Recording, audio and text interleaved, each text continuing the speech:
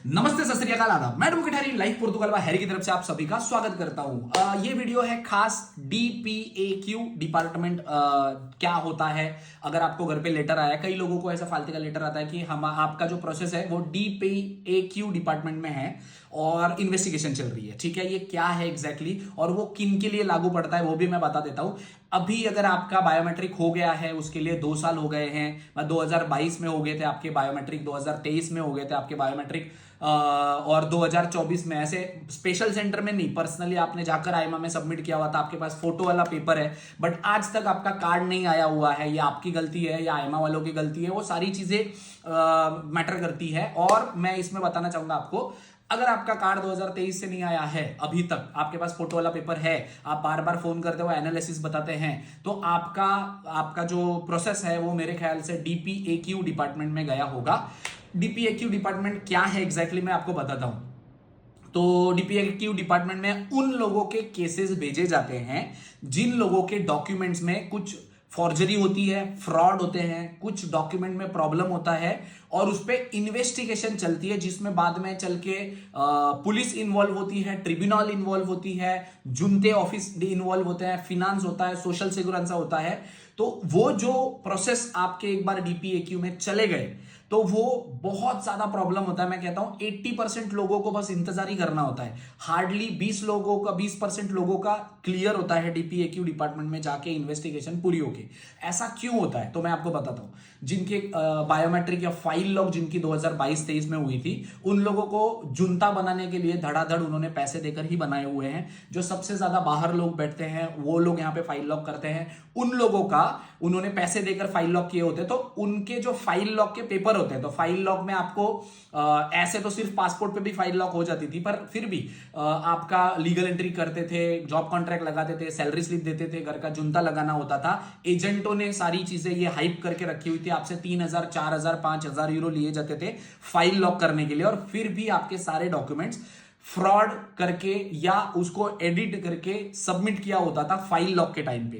तो अभी आप लोगों को पता है, अभी आपका डीपीएक्यू डिपार्टमेंट में 1-1.5 साल पहले से ही आपका गया होगा प्रोसेस। मैं ये नहीं कह रहा हूं कि आज से रेसिज्म चल रहा है। देखो, आपका केस ऐसा हो सकता है कि आपने जो जुनता डाला हुआ था उस जुनते पे, उस एड्रेस पे ऑलरेडी 100, 200, 300 लोगों के जुनते इशू हुए होंगे, या जो जुनता आपका सबमिट हुआ होगा, या जो आपका फिनांस सबमिट हुआ होगा, या जो आपका सोशल सिक्योरेंस सबमिट हुआ होगा उस टाइम पे, फाइल लॉक के टाइम पे, भले आज आपके पास ओरिजिनल हो, जेन्युइन हो, आपने सोशल सिक्योरेंस से निकाला हो, फिनांस से निकाला हो, बट उस टाइम पे किसी का लेकर एडिट करके डाला हुआ था जो एग्जिस्ट कभी नहीं करता था।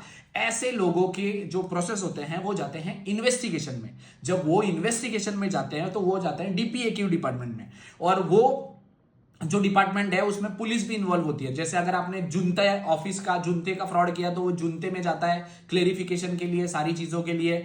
उसके बाद वो जाता है फिनांस में। उसके बाद अगर आपका मतलब फिनांस का प्रॉब्लम है, आपने फिनांस फेक दिया होगा तो उसकी वजह से, सोशल सिक्योरेंस जेन्युइन नहीं दिया होगा, फेक दिया होगा तो उसकी वजह से, तो ऐसे डिपार्टमेंट में जाता है। तो पुलिस आपको आपके पुराने एड्रेस पे वो लेटर्स भेजती है।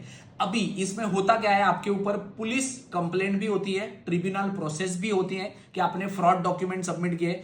एजेंट का लेना देना है नहीं। आप बोलोगे सर जी पाजी हमने एजेंट को पैसे दिए होते, उसने फ्रॉड किया, हमारी क्या गलती है? तो भाई एजेंट का कुछ लेना देना है नहीं, वो एप्लीकेशन आपके नाम पे गया है, मतलब आपने सबमिट किया है, उनको लेना देना नहीं है एजेंट का। ठीक है, समझो ये बात। और दूसरी चीज, एक बार चला गया उसके बाद आप कोर्ट केस करो, लॉयर करो, कुछ फर्क नहीं पड़ता है, क्योंकि जब तक वो क्लेरिफिकेशन नहीं होता है, आप बोल दोगे कि मुझे नहीं पता था, वो फेक है, ऐसा है, वैसा है, पुलिस वाले आपको बुलाते हैं वहां पे मिलने के लिए और बोलते हैं दिखा कहां पे रह रहे थे।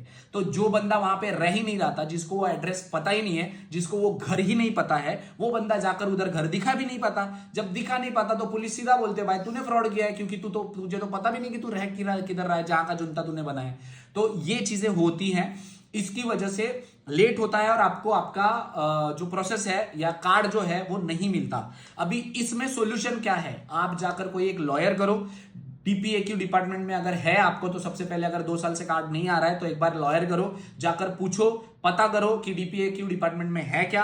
अगर है तो लॉयर करो, जाकर आईमा वालों से या कोर्ट केस करके आप इन्वेस्टिगेशन स्टार्ट करो।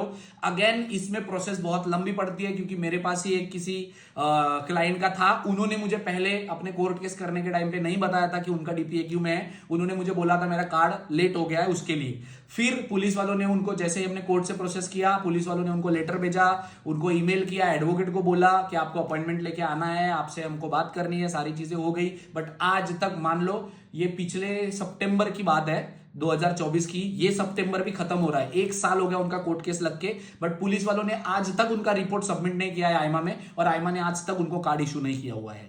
तो ऐसा भी होता है। तो मैं, ये सजेशन है कि आप पुलिस कंप्लेंट अगर आपके ऊपर होती है या कुछ भी आगे चल के प्रॉब्लम होती है, आप लॉयर करो। लॉयर करके जाके, इसमें भी आपको 2 दिन में या 2 महीने में या 4 महीने में नहीं होगा। लॉयर भी कोई इसकी गारंटी नहीं लेगा कि होगा कि नहीं। अगेन, क्योंकि डिपार्टमेंट इन्वॉल्व होती है, वो बोलते हैं हमारी अभी इन्वेस्टिगेशन पूरी नहीं हुई, खत्म बात, कुछ नहीं कर सकता लॉयर भी।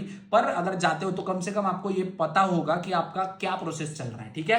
रेस्ट, अगर आपका इस रिलेटेड कोई भी इंफॉर्मेशन या गाइडेंस चाहिए होगी, या आप में से कई लोग ऐसे होंगे जिनको ये फालता आया होगा, तो आप वीडियो के नीचे कमेंट कर सकते हैं। Thank you so much.